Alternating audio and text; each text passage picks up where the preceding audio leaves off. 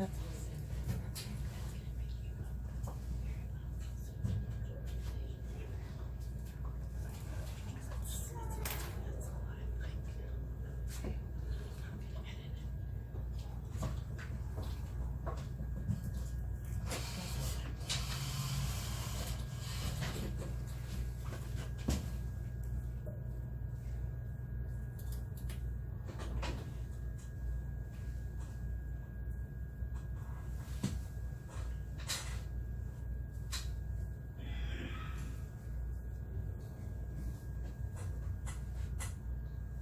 morning to you all. Sorry about that delay. My camera was giving me fits back there. It's good to see you all back here again this morning. Just a few announcements with you. Our best announcement to share with you this morning is that we have received approval for the 2020-2021 conference year, and Pat has been approved to stay with us for another year. We are glad to have her again as our pastor, and of course appreciate all of the hard work that she does in the name of St. Peter, in the name of Christ, for us here in the community. So very pleased to announce that. Just going to run through a few of these safety precautions again. I know some of you heard them last week, but of course we want to make sure they're out to everyone and well understood. So I'm going to buzz through these again with you real quick. First and foremost, remember that we do strongly encourage you to wear your masks. Of course, they're not mandatory, but we do ask, I think in the spirit of keeping everyone safe, that it's for the best. So if you don't mind wearing them or continue wearing them, we would certainly appreciate it, and your fellow Christians here would also appreciate it. But again, it is your choice. We have 4 phases in this reopening plan that we are in the process of. We're in phase 1 right now, which has the most restrictions, the most limitations. As we move through those phases, things will begin to lift. The new, the fellowship groups and choir, praise band, all of that will start back up as we move through the phases, of course, and lift the limitations as we go. We're just trying to keep everybody safe, but at the same time still be in-house to worship. And so as we move through those phases, you'll see things start to open back up and start to meet again. So as we put those notices out to you, stay tuned for those and be on the lookout for them. We only have a couple more weeks, I believe, in phase 1 before we move to phase 2, and then really it's kind of out the gate from there. We're hoping to get everything back up and running as soon as possible. You'll notice in the pews, you're missing some books, your hymnals, your Bibles, pew cards, all of that. Those are all gone for right now, but we decided to take those out of the pews and not have Sharon have to go through and sanitize every single book in the pews every week. So we just figured it'd be a little more sanitary and a little more safe to take those out of the pews for now. But they will return momentarily, I promise. They'll show back up some Sunday and you'll have them back. So for now, we're just relying on the screens, which I know for some of you is not your favorite way to get through the hymns. So I do apologize to those of you that prefer the books, but we will get those to you as soon as we can.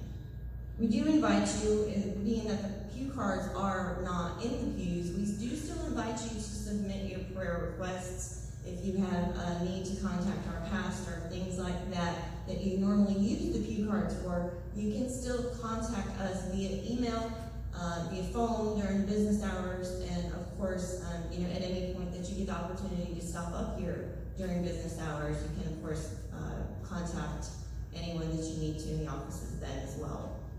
You'll notice in the back we have the baskets that we normally use for offerings and tithes on Communion Sunday. Those are a permanent setup back there for now until it's safe for our ushers to move around the sanctuary and collect the offerings on Sunday morning. So as you come in, if you have those, you can go ahead and put those in the baskets back there. And of course, you can still use the online PayPal option, and you can also, of course, stop by the offices during business hours and drop any contributions off that you need to then as well.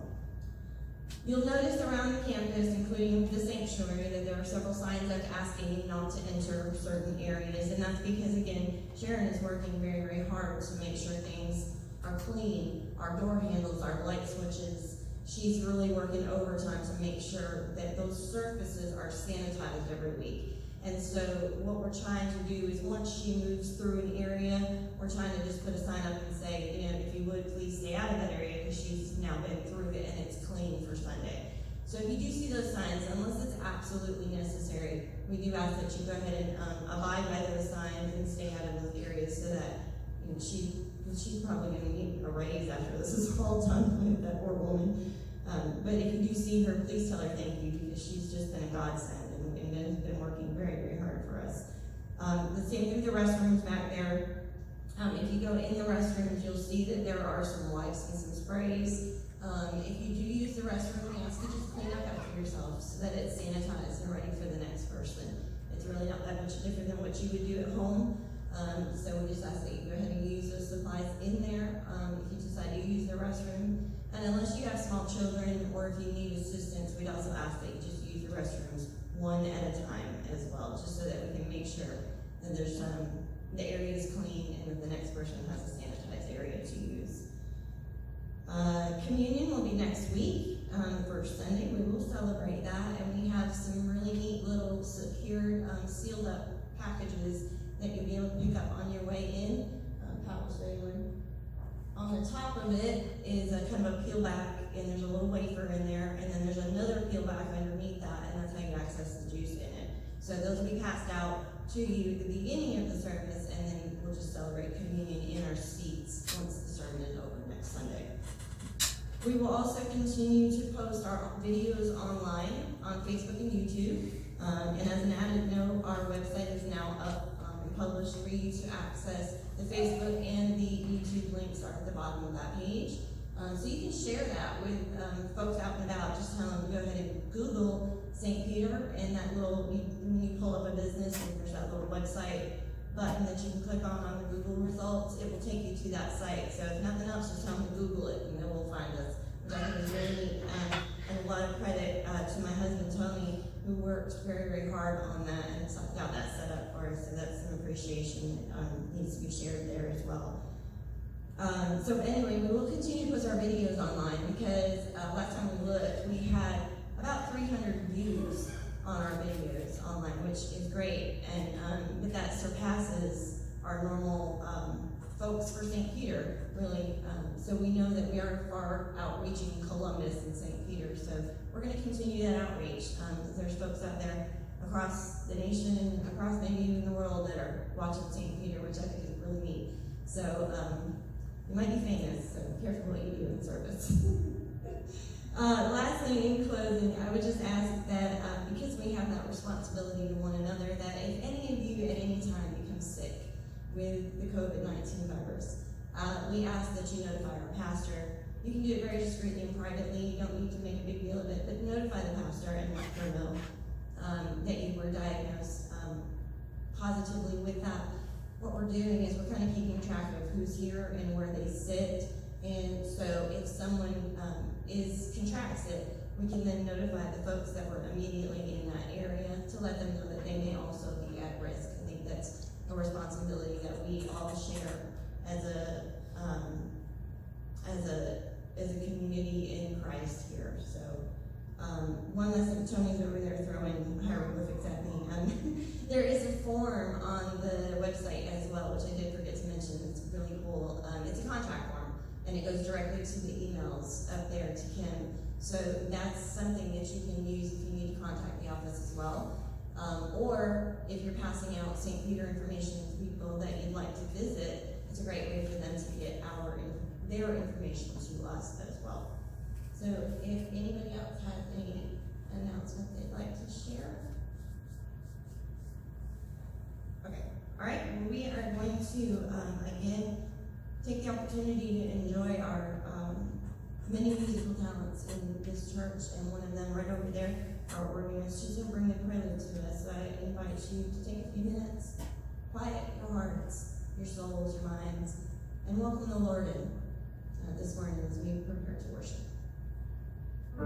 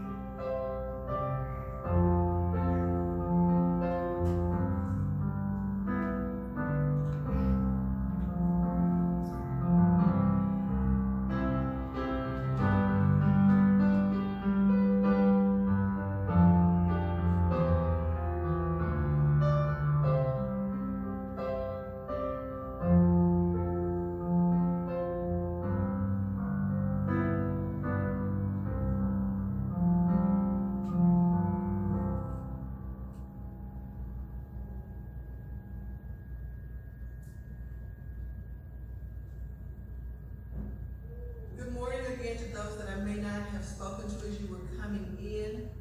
For our call to worship, I want to use the first 4 verses of the 103rd Psalms.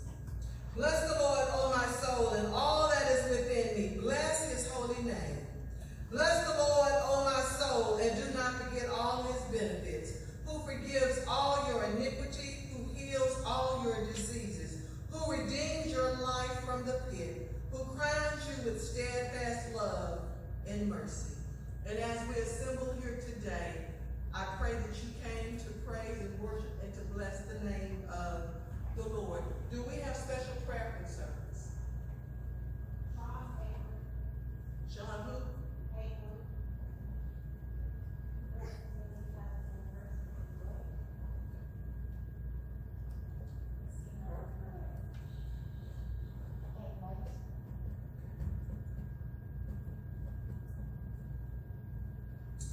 Let us pray.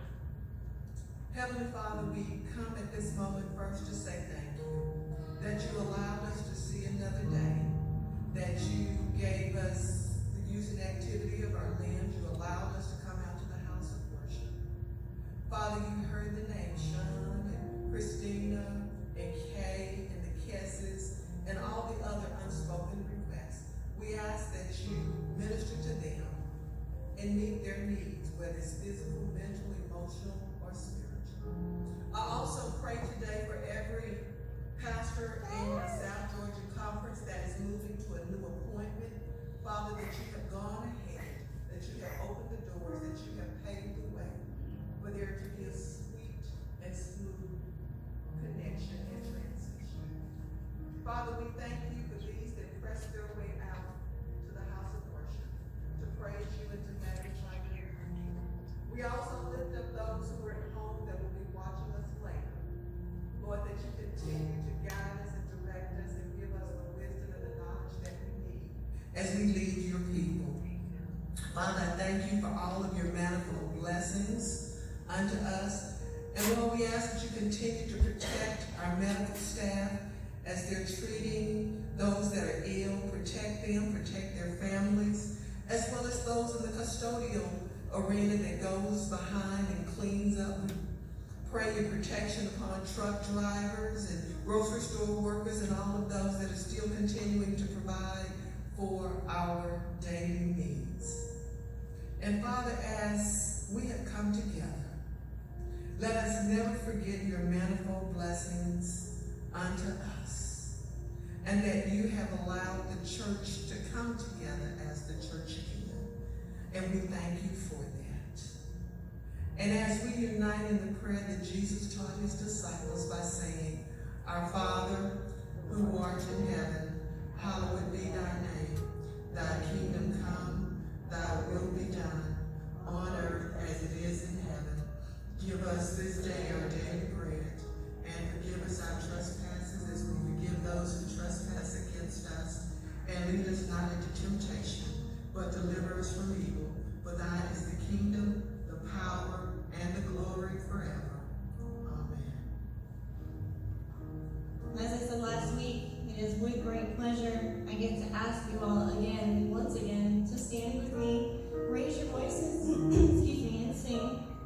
Number 430, O Master, let me walk with thee. Please stand and join me.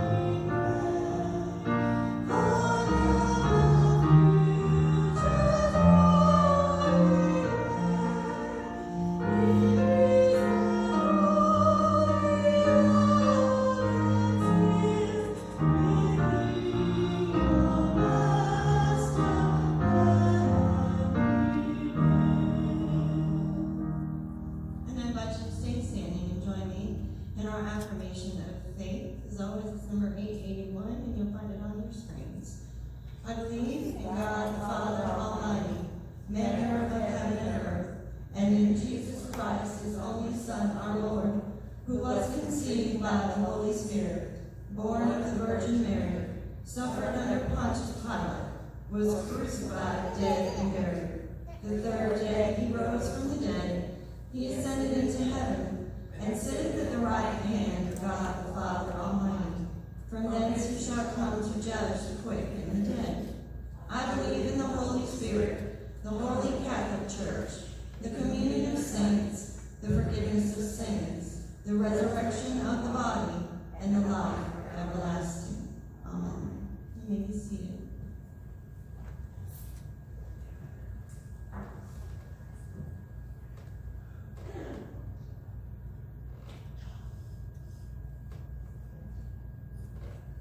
Our scripture this morning comes from Genesis, the 22nd chapter, verses 1 through 14.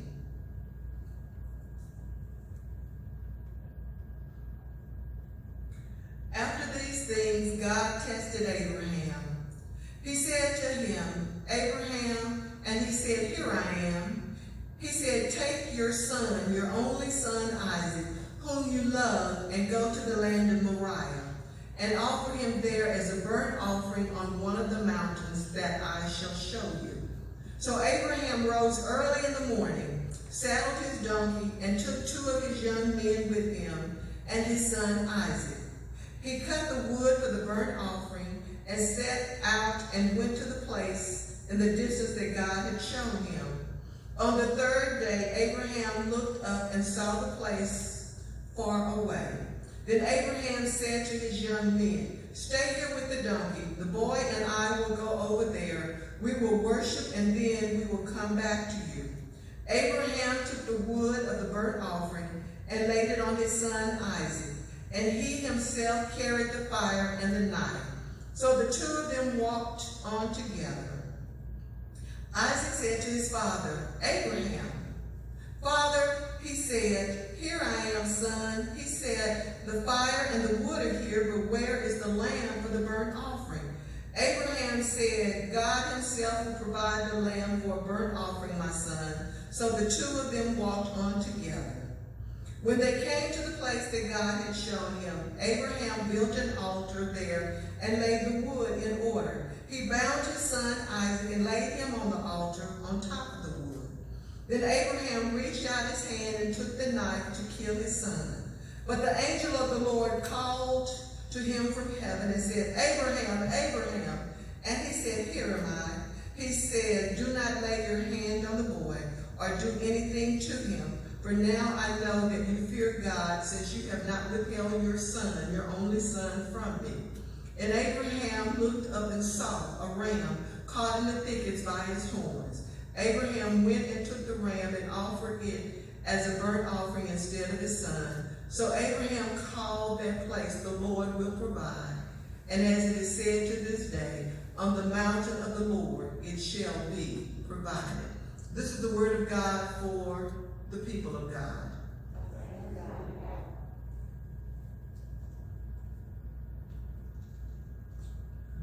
For a few moments, I want to talk to you from the subject, faith's acid test, trusting in God's love. Webster defines an acid test as a severe or crucial test. We hear the term acid test in science, medicine, manufacturing. It is the ultimate test which must be passed to prove the accuracy of a scientific theory, the healing benefit or pain suppression of a new drug, and the sustainability of a new product. Spiritually, we must pass the acid test of faith. But as Christians, we often confuse worldly confidence with a life of faith. Day after day, we live like we have faith in God. Yet our actions often show that we depend primarily on our own abilities. It's easy to confuse worldly confidence with a life of faith, since both require action on our part. Worldly confidence, however, means that we trust in our own strength to carry us through, whereas the life of faith requires that we trust in God. God called Abram to leave his family, his home, his friends, and travel to a land that he would show him. Abraham showed faith and trust in God because he told Sarah, pack everything up, and they left. But it's during this journey that he and God have numerous conversations, and God changes Abram to Abraham, meaning father of many nations, and Sarah, named to Sarah, meaning princess, because he had told him that from his loins would come many nations, and that Sarah would be the mother of kings and princes and princesses and all of these things. And each time they are called to one another. Think about this. Now, God has changed their name, but the promise has not been fulfilled. It was a reminder of the promise that God had made them and an expression of their trust in God. Now, it was 25 years later before God finally fulfilled the promise. And just as a sad side note, if God has promised you something, don't give up on it. Because if God said he's going to do it, he will do it in his own time. Now, Abraham was 100 and Sarah was 90. And Sarah gave birth to their son Isaac, and his name meant laughter. And this was the child of promise. And it was ironic that they called him Isaac, because when the angel of the Lord had said that she was going to have a child, she laughed.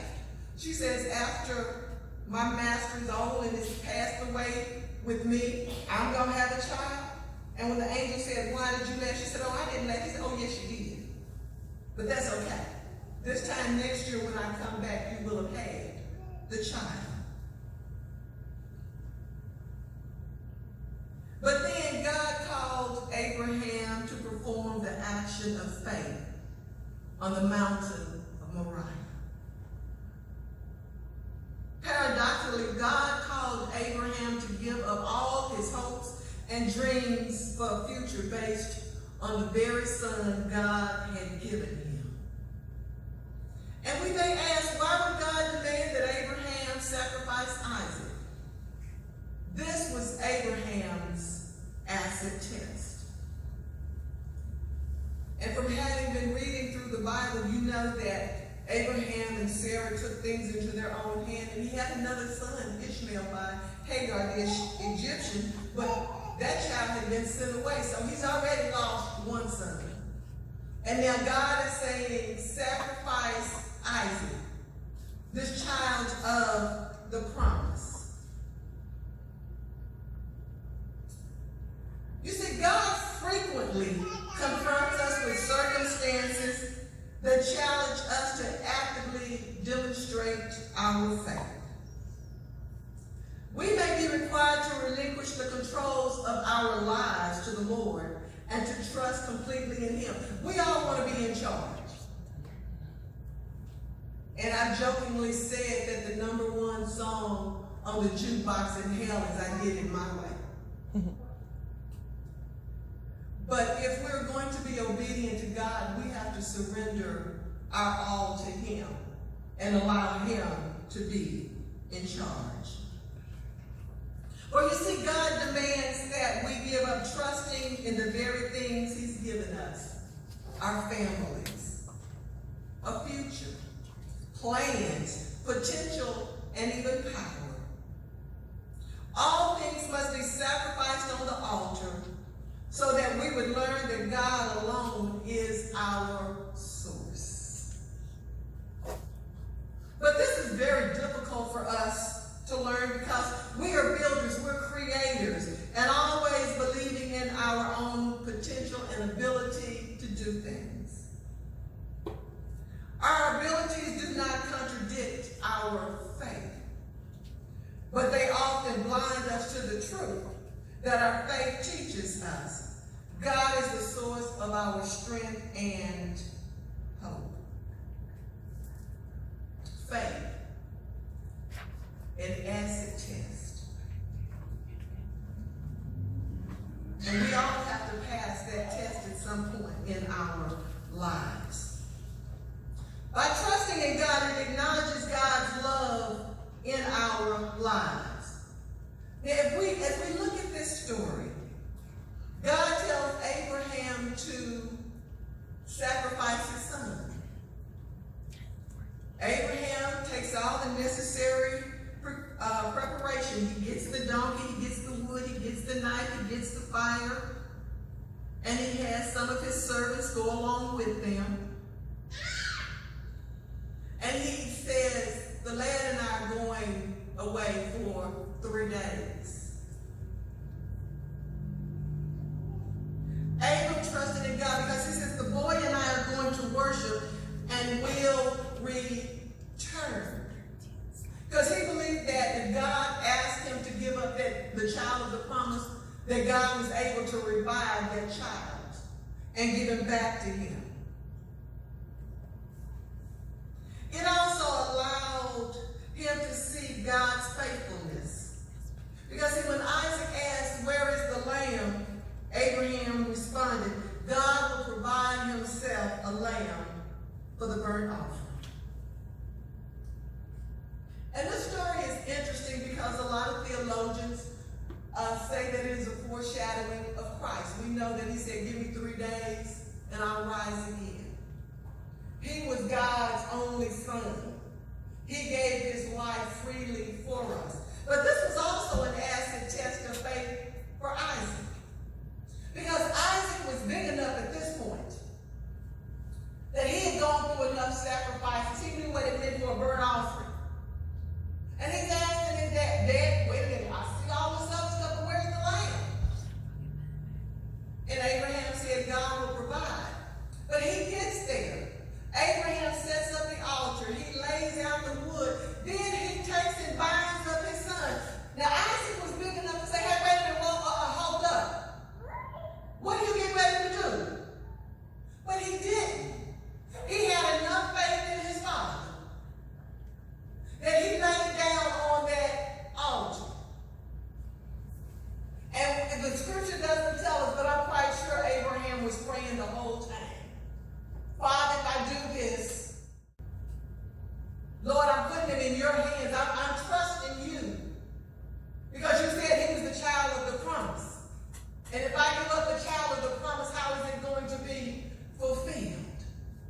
But as he raised the knife to take the life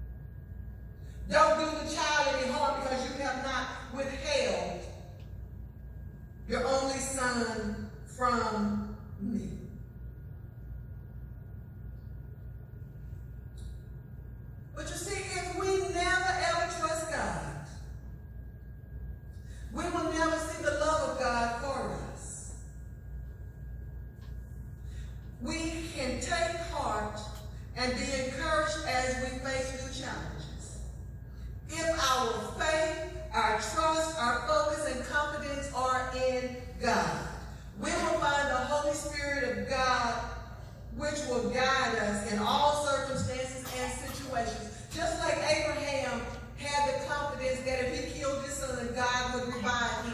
When we get in situations and circumstances that we don't see a way out, and we're questioning and say, God, why are you asking me to do this? God says, trust me. Because I only want the best for you.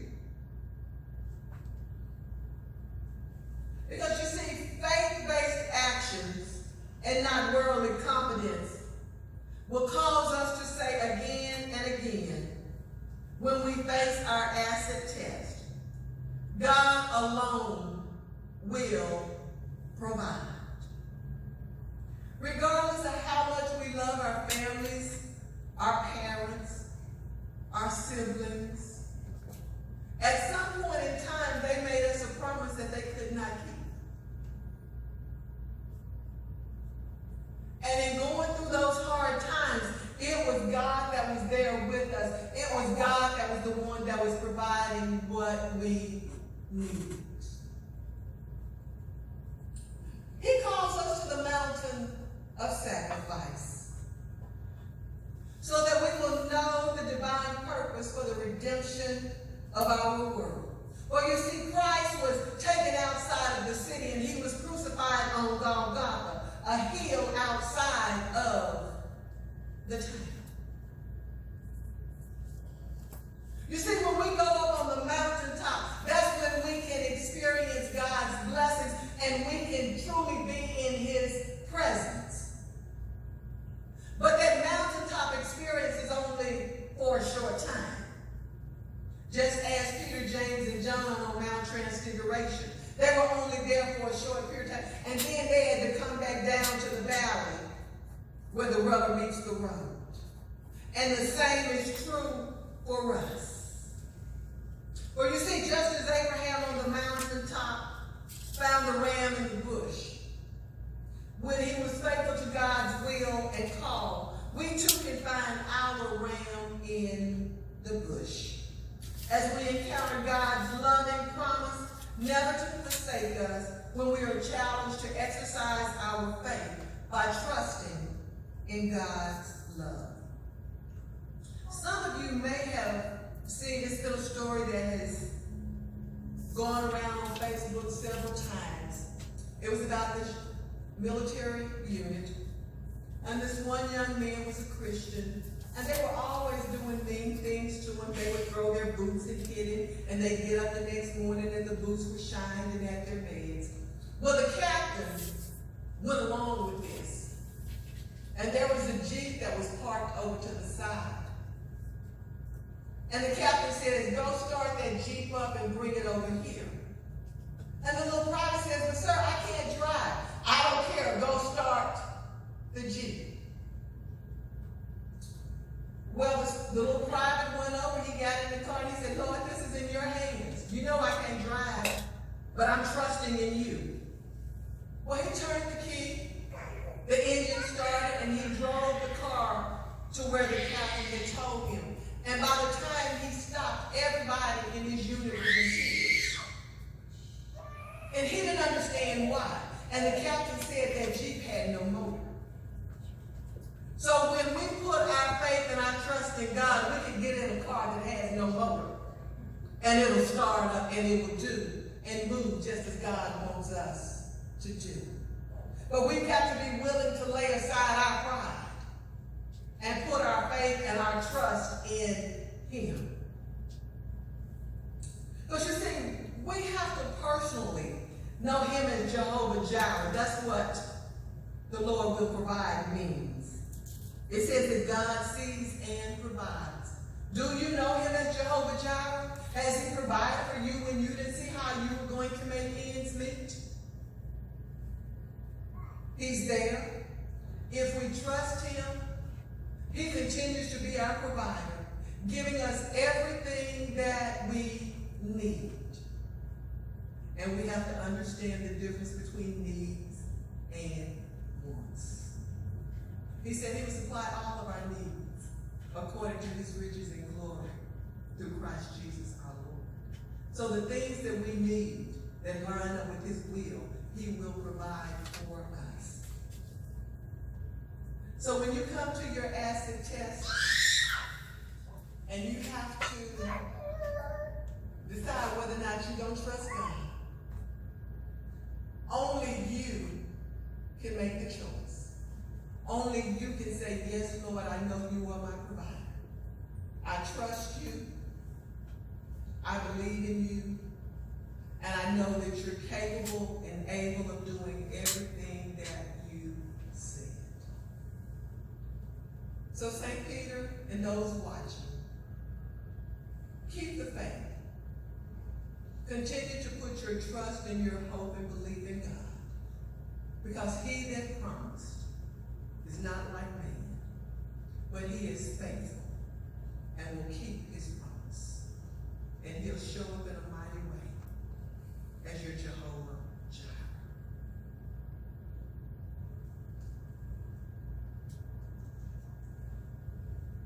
I invite you to stand and raise your voices with me as we sing our final hymn, "O Jesus, I have promised."